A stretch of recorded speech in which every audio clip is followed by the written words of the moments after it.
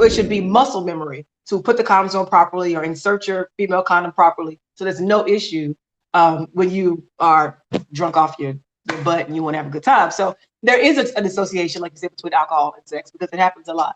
A lot of folks say, I didn't know. When I didn't know anything, I didn't know anything. Well, if you had that muscle memory, you still, you'd be good right now. True.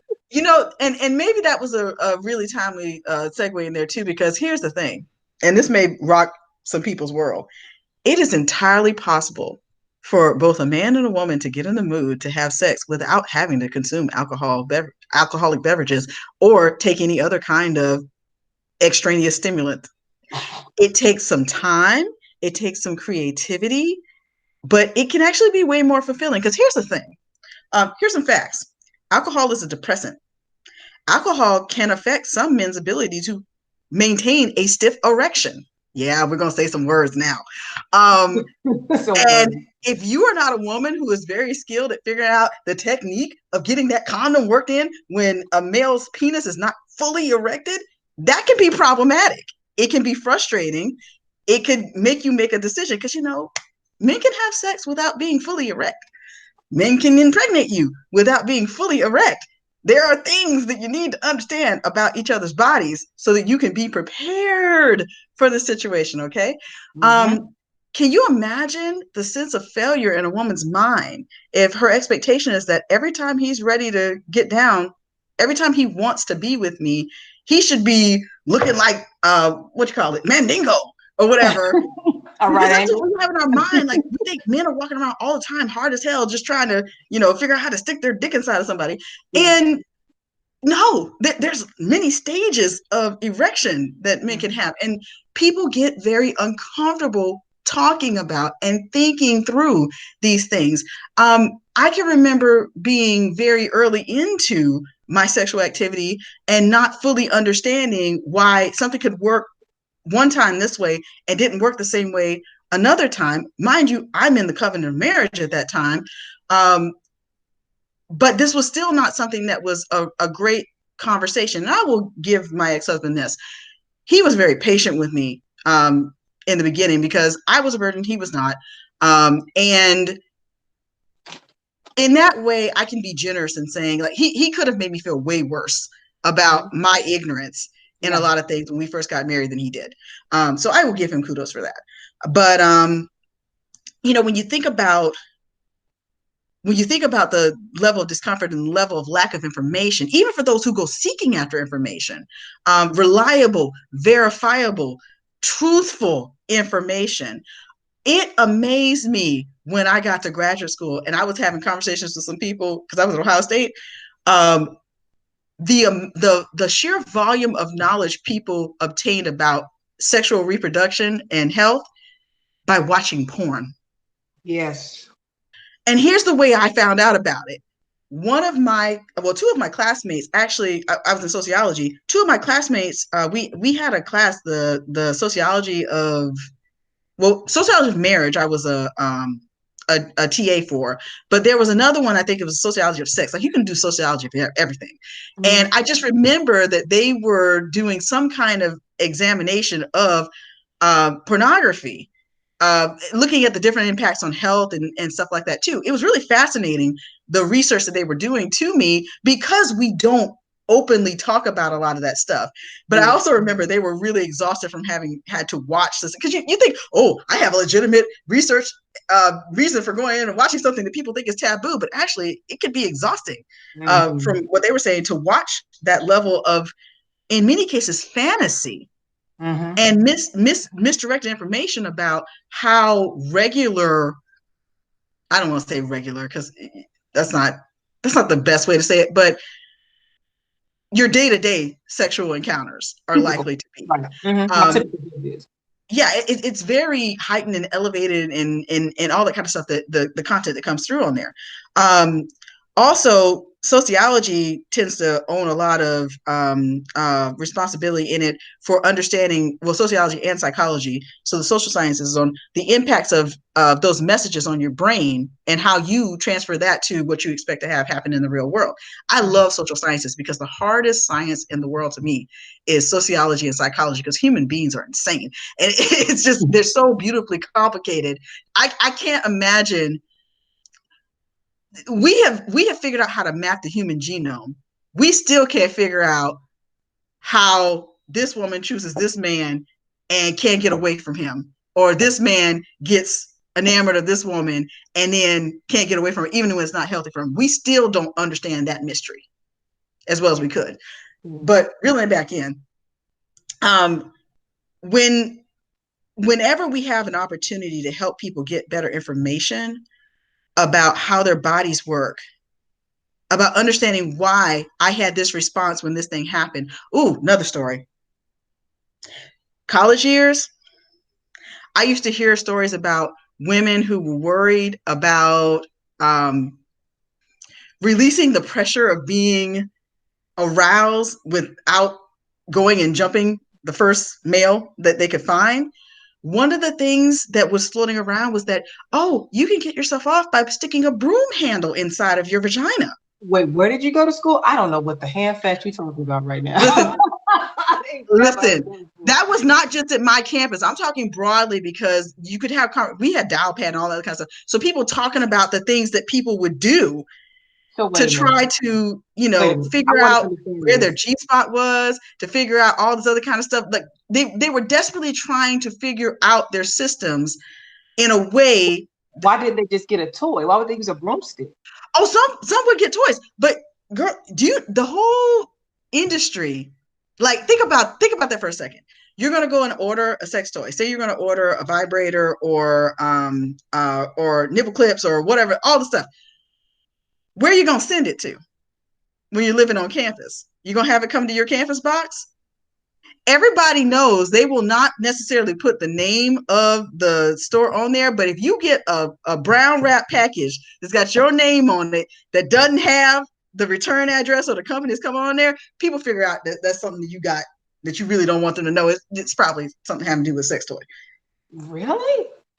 I mean, it's the way to package. You can ration that out, because most companies, if they're delivering something, you're going to see a logo of the company. So you're saying that it would just arouse suspicion because it would. I mean, you're saying it would arouse suspicion because it wasn't labeled properly. But people would go so far because of the way they label it. Because of the way they label it to try to avoid people knowing what is in the box. Very few companies purposely obscure their logos when they send stuff out, except for ones that are coming from like a sex toy distributor. Wow. That's interesting.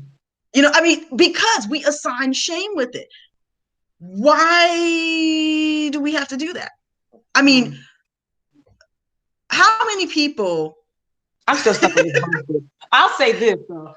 When I worked where I worked, we would also go into the prisons with women, and we would speak with women who were HIV positive and prepare them for life out in the world, and explain to them, because a lot of them were sex workers, explain to them how to prevent the spread of the disease. And it was wild because they were talking about the dildos that they would make. Like, so they were like, what they would do is that they would get the inside of a paper towel roll, stuff it with saran wrap to make it solid, and then wrap that up with saran wrap to make it smooth enough, right? And they were just talking like, so what do I do? So we had to basically take information from what they would say to what they were using, and then find sanitary ways for them to continue to engage with what they're going to do, because people are going to do what they do. So, they have like finger cots, they have all these different things that you can use to find pleasure with yourself or whomever and still maintain a level of safety. But it was wild to me at that point in my life, because I was so green that somebody would go to that degree for something like that. I get it now, but I was baffled at the time. Handmade dildos? Yeah, I mean, homemade. Sorry, not handmade. Homemade dildos. Both. The different things. So I remember, so when I was in college was when Howard Stern's movie came out, Private Parts. And there was a scene in that movie where Howard was telling a woman that he can make her come, basically, just by making noises on the radio. And she's like, no. Nah. He's like, no, this is what you do. And it's a legit part. It's one of the most controversial parts of that movie. He told a woman, and they showed her taking the speaker that she had, turning it a certain way on the floor. He ramped the bass up real big on his broadcast or whatever it was, and told her how to adjust the thing. And essentially he made a big vibrator for her, and then she has this, she has this orgasm on the thing where she's screaming the thing, Howard! It was a big deal. In fact, in the movie, that was where he got in trouble. He really did that in real life. Howard Stern really did that in real life, and got in trouble with his radio station for having crossed the line, because I forget who he was with at the time, but that was something the censors thought was inappropriate to do on the radio.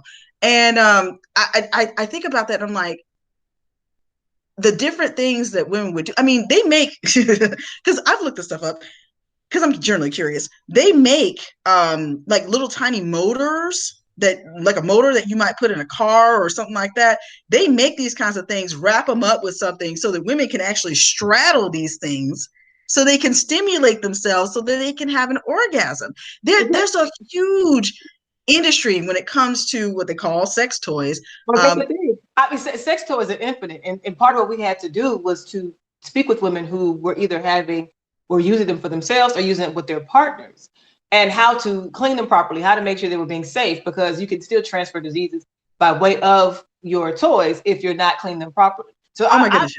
That's the thing, is like, I understand that aspect of it.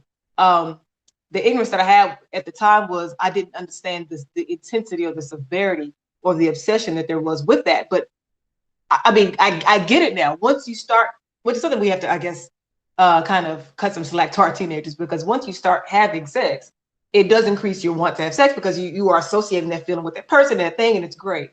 But if our teenagers are experiencing sex, they're saying, hey, you might have had sex when you were such and such age, you should definitely wait another 20 years until you're ready to get married. That's not logical, nor is it fair. And most people aren't doing that. I'm not saying not to do it. I waited, like I said, but I'm saying people are human beings, and they might not be able to do that.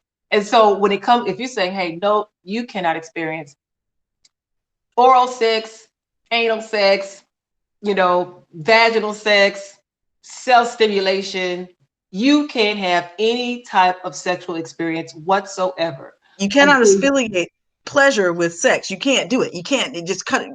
Just no. Right. You're going to hell. You're going to hell. You're putting your soul in jeopardy if you go ahead and do that. And I'm like, to your body. Yeah. It's an issue. It is. It's just women, females don't understand. Like, if you haven't figured out self-stimulation to the point where you can know what an orgasm feels like and what it doesn't feel like, and your first time dealing with that is with a man who may or may not have the experience to know how to get you there, when you don't understand that your body can start to associate happiness with a man's particular ability to go ahead and get you there to the point where you can get addicted to it, like, that's the stuff that makes me kind of crazy. I'm like, why do we wrap shame around understanding how to make our bodies do certain things, or how to release our bodies from certain kinds of pressures?